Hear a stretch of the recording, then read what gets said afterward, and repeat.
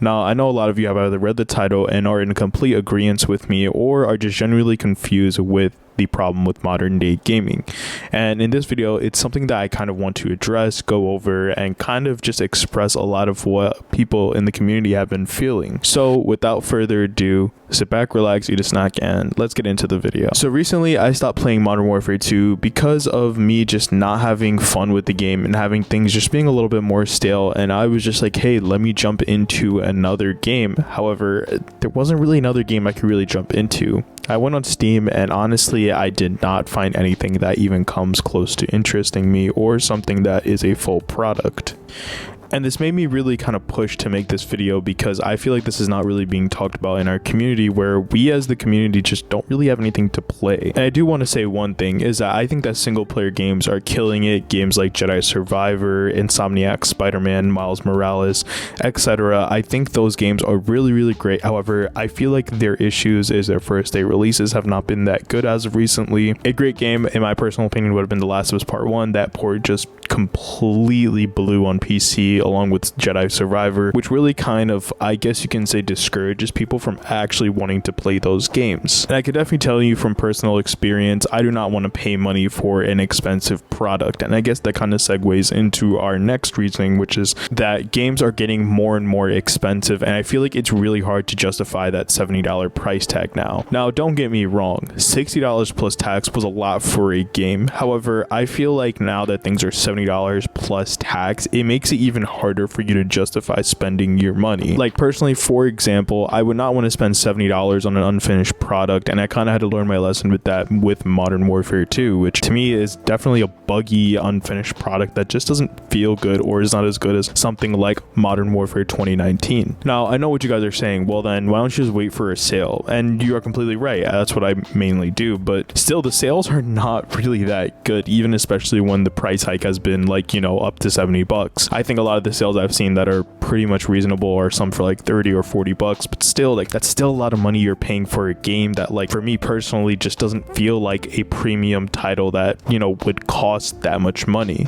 And personally, like, I don't like to consider myself a cheap guy. Honestly, I used to pay $60 for a lot of games from the PS3 and PS4 era. However, I feel like as of recently, a lot of these games are just not even worth 30 or even 40 bucks from the amount of quality and polishedness or lack of there is for these games. For me, I think a perfect example of this would be something like Cyberpunk. Like, that game just came out with so many bugs, and it was so bad to the point where they literally had to pull all the games from every single store. And on top of that, you know, some people may argue, hey, that's just an anomaly. Well, look at Battlefield 2042. Look at a lot of games that have recently released on PC that were just a complete disaster, and even on console. So for me, it just seems like, well, why am I going to spend my money on a lot of games that aren't even polished, creative, or even, like, you know, just as enjoyable as they once were back in the day? And that's just kind of where my confusion comes from. I mean, personally, you would think that, you know, you have more advanced technologies, you'll be able to make better games with, you know, a lot more fun and different elements to them, but it just doesn't seem like that as of recently. Like, there hasn't been any games that have come out that have just been super fun and had really, really great elements to them that made me want to spend that $70 plus tax on a premium title. And I also want to put this out there. I know a lot of people are saying, well, just go on, you know, like a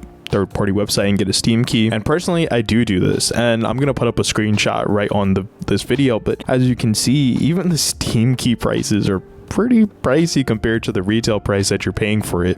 There's not that big of a percentile or percentage that you're really going down, and even when you do, like, you really have to ask yourself, like, is it really even, like, worth that money that you're paying for the Steam key? And, you know, as of right now, for me and a lot of other gamers, I don't really think it's really, like, that justifiable. And, you know, I completely apologize if I just keep on repeating myself, but I just want to kind of state my case and kind of state where a lot of gamers are coming from as of right now in the modern day of gaming. Now, personally, I think a lot of companies just want to make money off of microtransactions. I think a lot of companies just want to have that free-to-play game and just shove microtransactions down your throat, like skins, operators, or whatever else is in between. And they just want to make money off of you and just kind of want to make that game or whatever type of product that they're making a cash cow, I would say. And what this really does is kind of put like a low effort into making games or maintaining games versus like actually wanting to make a great game that lasts a while potential and a great game that leaves along a great legacy. And honestly, I just feel like a lot of games have been stale lately. And this is, again, excluding a lot of the single player games. Like recently, like I've heard Jedi Survivor was great. I've, been recently playing a lot of Days Gone, and,